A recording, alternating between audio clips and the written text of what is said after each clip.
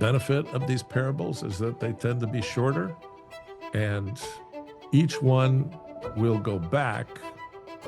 Probably could have gone back to chapter 12 and read a bunch of it, but I think all you needed to know was that the Sanhedrin was hot on Jesus' trail, and they were incentivizing lots of spies. And that was happening all the way up to the resurrection of Lazarus and all of those things. It was just escalating and escalating. So we are the beneficiaries of him deciding that he's going to do a counterterrorism move and disguise his teaching in innocuous agricultural stories. And we get the benefit of all that. And we get to see him creatively create these wonderful teaching mechanisms on the fly to answer what's in front of his eyes.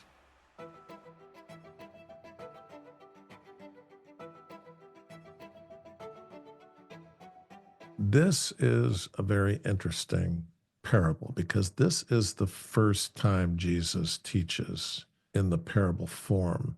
And he's really doing this as counterterrorism against the temple deep state. And we're going to get into that and what has happened. We're basically seeing Jesus in Capernaum. These are the ruins of the ancient dock at Capernaum. And he chose a little bay like this to stretch the crowd out all along the shore. And then he rowed out in one of Peter's boats, maybe to about here where the cursor is, and dropped anchor, and then used the physics of acoustics, bouncing his voice off the water, and was able to sit and teach in comfort and speak to everybody, whichever direction he turned his head. And so lots of interesting things happening in this 13th chapter of Matthew. All right, so let's begin.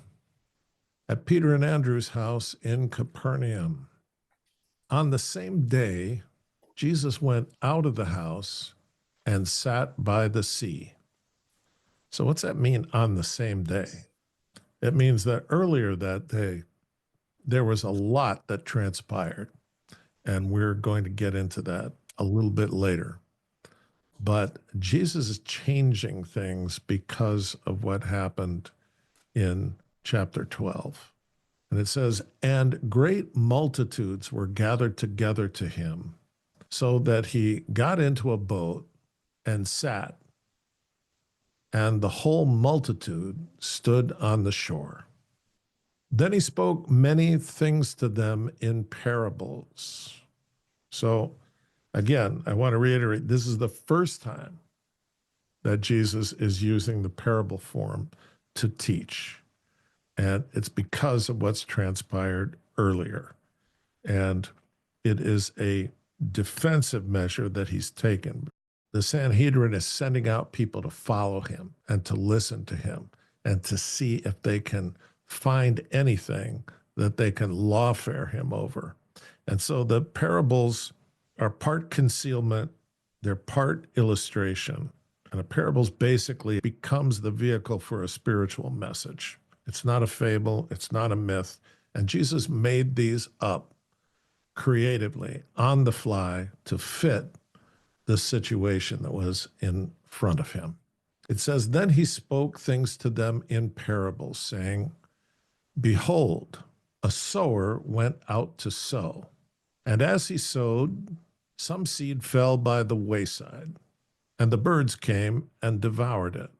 And some fell on the stony places, where they did not have much earth. And they immediately sprang up because they had no depth of earth. But when the sun was up, they were scorched, and because they had no root, they withered away. And some fell among thorns, and the thorns sprang up and choked them. But others fell on good ground and yielded a crop, some hundredfold, some 60, some 30. He who has ears, let him hear. Actually, he who has ears to hear, let him hear. So let's go back and break down what's going on here. He's speaking basically in a kind of code. If you were not a seeker, really trying to find out about the kingdom of heaven from Jesus, you would just think this was a very benign agricultural story, at best, some kind of riddle. So, for all of the deep state spies that were following them around, this would have been nothing for them. They would have been out there frustrated, going, I can't take any of this back to the temple. There's nothing to say. There's nothing that we could create any kind of lawsuit over. And if you were somebody who was just there, like you might go to a concert, right? Looking for a carnival atmosphere because, hey, this guy does miracles and sometimes he creates food and everybody gets fed and you can't even finish it. And it's really exciting. This story isn't going to make much sense to them either. And so this is the point of what Jesus is doing. So let's break down what's going on. He says, behold, a sower went out to sow. So the sower in this case is God. And what he is sowing is the seeds of knowledge of the kingdom of heaven, the coming Messiah, and the chance at salvation. And so how would a sower in those days actually go out? In this case, he's sowing a wheat field. So he would have a one-strap bag with a big pouch on the end of it, like a mail bag. And he'd have all the seed in that pouch, and he'd reach in, grab a fistful of seed, and then sweep his arm in a big arc, throwing it out and opening his hand slowly as he did it. So it would spray out in a big arc across the field. And it says, and as he sowed, some seed fell by the wayside. This is probably like a path that people had taken across his field for decades. And so it's packed down tight.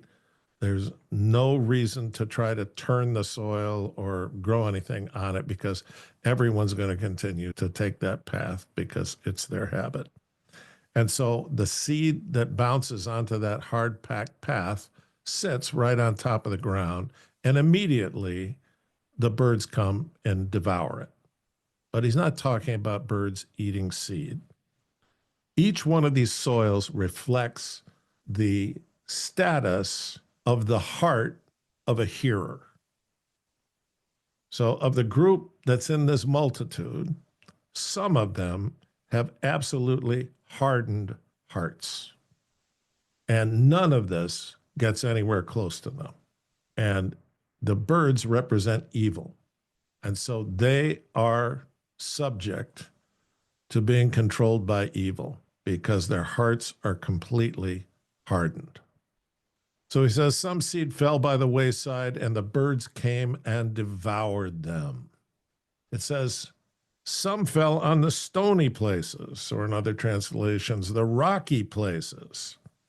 So this reflects a different kind of heart. This is the heart of somebody who is an unstable hearer, somebody who gets all excited about a new thing, and they're just full of joy and energy, and they love telling everyone they're a Christian and they're following Jesus until something negative happens. And if you're a Christian, something negative pretty much always happens, and that's a test of your faith. But for these people whose seed falls on the rocky place, who have this unstable heart, there's no depth to their faith, it's a fair weather faith, As soon as a challenge to their faith comes up, they're like, oh, wait a minute. I didn't sign up for this. I was praying and following Jesus, and that's all good. And I thought I was going to get good things for that. I didn't know that bad things were part of the deal. I'm out. So it says, some fell on stony places where they did not have much earth. And they immediately sprang up because they had no depth of earth. But when the sun was up, they were scorched. And because they had no root, they withered away. And we all know people like this. They get very excited. They love emotional services, all that kind of thing. And then as soon as a challenge to their faith comes, they're like, yeah, no, I can't do this. So that's the second status of the heart of some hearers. It says, and then some fell among thorns, and the thorns sprang up and choked them. So the thorny soil represents the heart that really is reflected in our culture. It's that heart that is preoccupied with so many worldly things. And so it says that this seed fell among the thorns, and the thorns sprang up and choked them out. All the cares of this world, all of the things that you want to do, all of the pleasures that you want to partake in, all of the assets that you want to gather, all of that starts to choke out a real faith. And we see it in people. They'll compartmentalize this and they'll say, you know what? I'll give an hour to an hour and a half on Sunday, but then I'm back to my thing. And I want to get as much work done, and I want to get as much pleasure done, and I want to have a full life, and I'll do this for this slice of time on Sunday. That's not a faith that's going to get you much, and that's the faith of most Christians. So it's very intoxicating, all those things. And there's nothing wrong with those things if you're taking care of your relationship with God first. This is what R.C. Sproul calls second things first. He identifies our culture as a second things first culture. First things first would be, hey, God created you to have a relationship with him. You have a very short time on this planet compared to the rest of your existence. And in that time, with all the free will he's given you, you have to figure out what kind of relationship you're going to have with him, and that's going to affect your eternity. That's the worldly hearer. Second things first. And then it says, but others fell on good ground. The good ground is identifying the hearts of people in that multitude who have come here because they want to know about the mystery of the kingdom of heaven. They want to know about the Messiah. They want to know about the opportunity for salvation. So whatever Jesus says, they are going to take that and probe it deeply. For them, these parables are like a nuclear onion. They just keep peeling it, and it keeps providing more and more insight. He says, but others fell on good ground and yielded a crop, some 100-fold, some 60, some 30. So he's saying those people that have an open, seeking heart, you never know what's going to happen from the information that they receive and everything that they learn from it and what they'll do with it. You think about Saul of Tarsus, absolutely evil, murderous person, totally headed in the wrong direction. And then he has an interaction with Jesus Christ on the road to Damascus, and you'd have to say that Saul delivered a crop 100-fold. There's no one more prolific in terms of books in the Bible. Churches started working constantly in an environment that was full of adversity. It's a remarkable story. And Jesus says, he who has ears to hear, let him hear. That means if you get it, If you hear this, then investigate it deeply, analytically, ponder it, pray over it, and you will continue to receive from it. And the disciples came and said to him, why do you speak to them in parables? I can't help but translate the subtext, which is, hey, it's already hard enough to understand you. Now you're going to talk in parables? I think they're like freaked. This is the first time they've heard him teach in parables. And he answered and said to them, because it has been given to you to know the mysteries of the kingdom of heaven, but to them it has not been given. So he's saying, you're going to be able to understand this, and I'm going to help you with it. But most of these people in the multitude, they're never going to receive anything from these parables. And that's the intent of it, because of the status of their hearts. And then he delivers a very tough verse. He says, for whoever has, to him more will be given, and he will have abundance. Let's say that again, because it can't sit well with people. For whoever has, to him more will be given, and he will have abundance. But whoever does not have, even what he has will be taken away from him. Now, this doesn't sound like a very fair doctrine, does it? Doesn't sound like a Christian doctrine. And it's not a doctrine to be overlaid over the entire faith that we call the good news.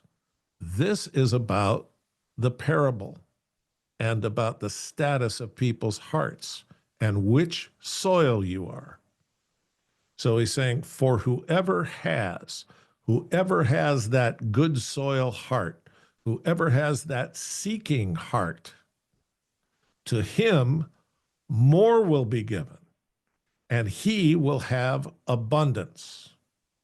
But these other three kinds of soil, the other three kinds of hearts, he says, but whoever does not have, that's those three groups, even what he has will be taken away from him.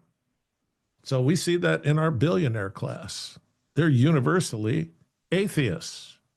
They don't believe in God. They believe that they're gods because of their power and their money.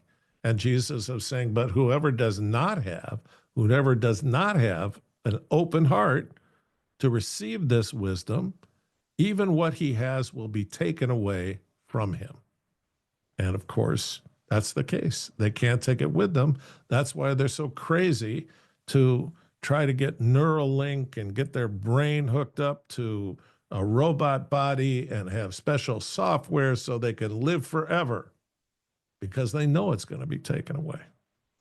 So therefore, I speak to them in parables, because seeing, they do not see, and hearing, they do not hear, nor do they understand. So this whole thing must be incredibly difficult for the disciples to understand. The verse 12 would have rocked them, and they were already upset because he's teaching in parables, which means it's going to get harder to understand what he's saying. And then he caps it off with, therefore I speak to them in parables, because seeing they do not see, hearing they do not hear, nor do they understand. And they're going, what are we doing here? This is your ministry. He goes, and in them the prophecy of Isaiah is fulfilled. So now there's a prophecy that he is performing toward, which was given by Isaiah 500 years before Jesus' ministry began. 500 years before, Isaiah says this: hearing you will hear and shall not understand, and seeing you will see and not perceive. For the hearts of this people have grown dull, In the King James Version, it says, the hearts of these people have waxed gross. Their ears are hard of hearing, and their eyes they have closed, lest they should see with their eyes and hear with their ears, lest they should understand with their hearts and turn, so that I should heal them. He's saying, understand with their heart, that their hearts would change and turn, meaning, and they would be saved so that I should heal them. And this is Isaiah saying this 500 years before. Now, why is Jesus disguising what he's saying, even though it is in a 500-year-old prophecy? If you look at chapter 12, there are 6 things that happened in chapter 12, and I'm just going to touch on them topically. The first thing was he and his disciples were walking through a wheat field, and his disciples were grabbing the wheat from the top of the shaft and rubbing it in their fingers to get the chaff off and eating the germ of the wheat. And it was filling them up. But the spies of the Pharisees were watching, and they came and accosted them and said, you were harvesting on the Sabbath. That's against the law. You can't do that. And then the second thing that happens in chapter 12 is Jesus heals a man's hand on the Sabbath, and they went wild over that. If your job is healing people, then you can't do that on the Sabbath. That's your job.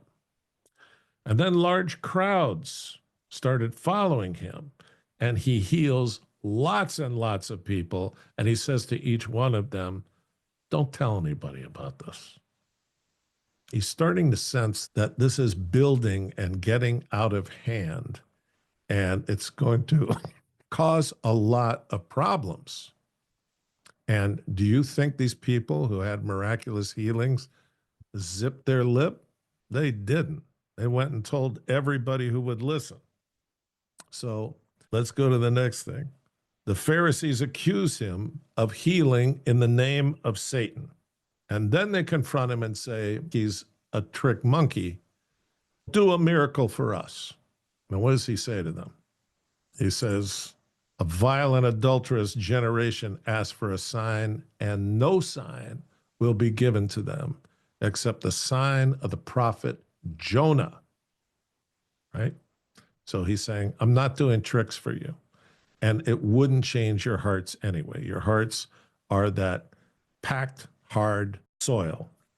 So then the last thing that happens in chapter 12 is word gets back to Jesus' family that, hey, the Pharisees has spies all over this guy. He's healing people everywhere.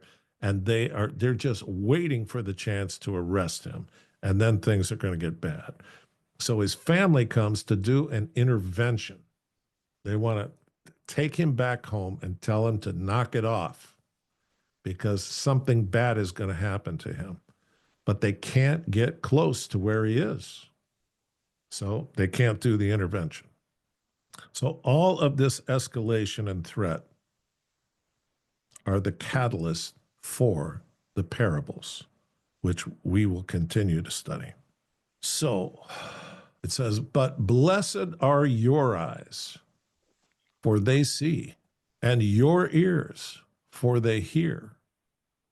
For assuredly I say to you that many prophets and righteous men desired to see what you see and did not see it, and to hear what you hear and did not hear it.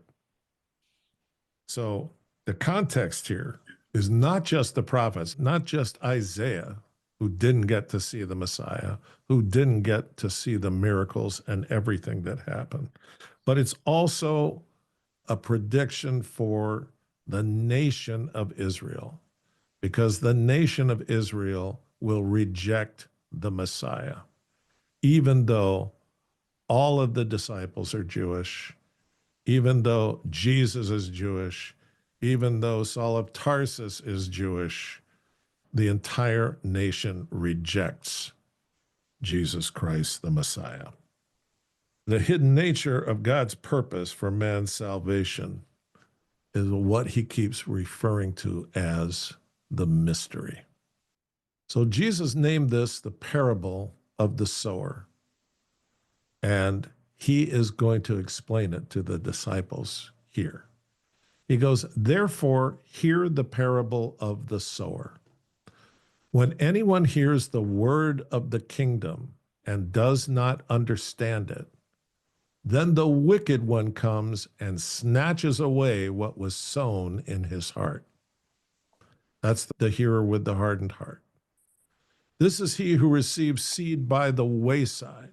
But he who received the seed on stony places, this is he who hears the word and immediately receives it with joy. Yet he has no root in himself, but endures only for a while. For when tribulation or persecution arises because of the word, immediately he stumbles.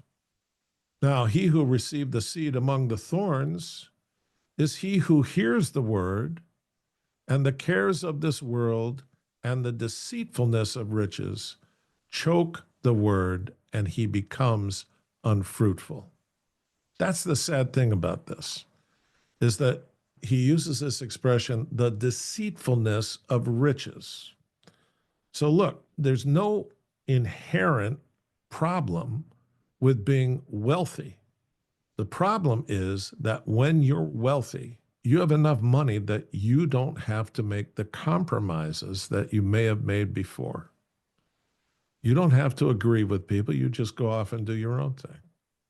If you have a problem that can't be solved, you throw money at it. If you want to influence people, you offer them money. And all of that equates to a feeling of power.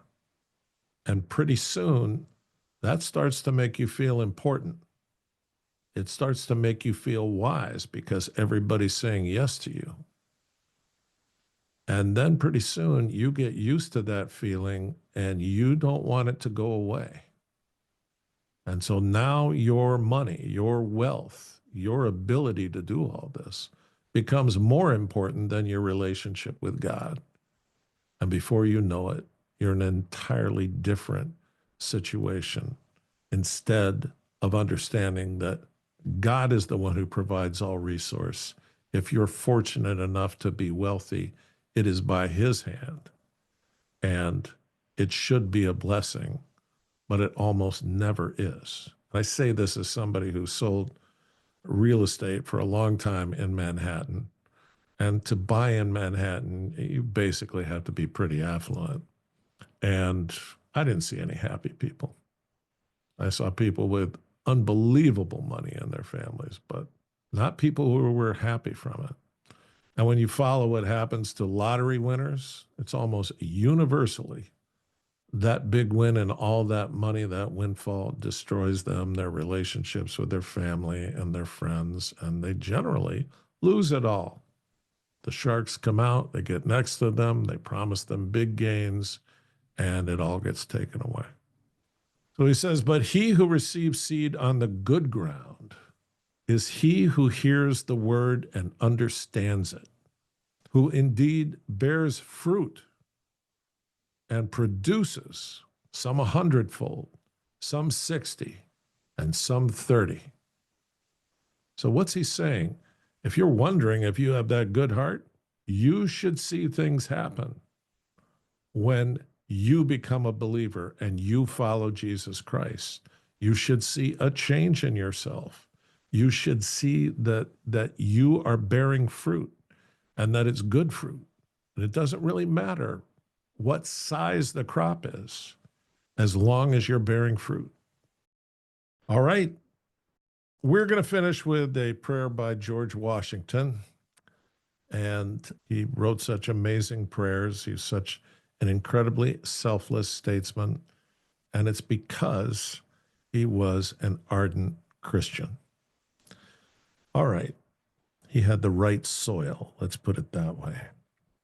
O most glorious God, in Jesus Christ, my merciful and loving Father, I acknowledge and confess my guilt in the weak and imperfect performance of the duties of this day. I have called on thee for pardon and forgiveness of sins, but so coldly and carelessly that my prayers are become my sin and stand in need of pardon. I have heard thy holy word, but with such deadness of spirit that I have been an unprofitable and forgetful hearer. So that, O Lord, though I have done thy work, yet it hath been so negligently that I may rather expect a curse than a blessing from thee. But, O God, who art rich in mercy and plenteous in redemption, mark not, I beseech thee, what I have done amiss.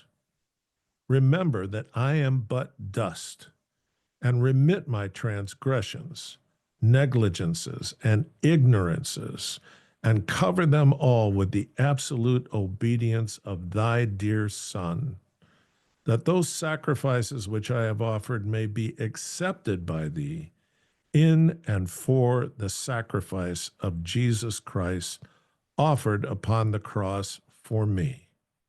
For his sake, ease me of the burden of my sins, and give me grace that by the call of the gospel I may rise from the slumber of sin into newness of life.